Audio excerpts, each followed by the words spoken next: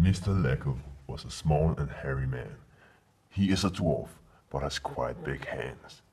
He smells funny, and he has a bunny, but no other man can do what he can.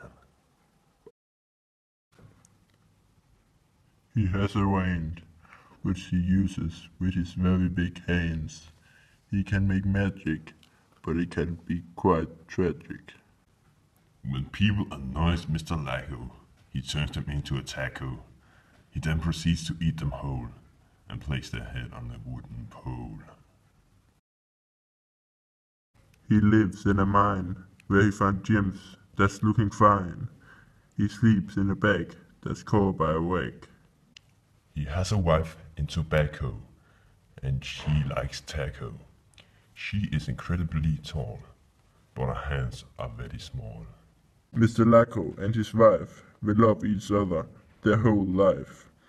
They got a boy named Hannibal, who's gonna be a taco cannibal.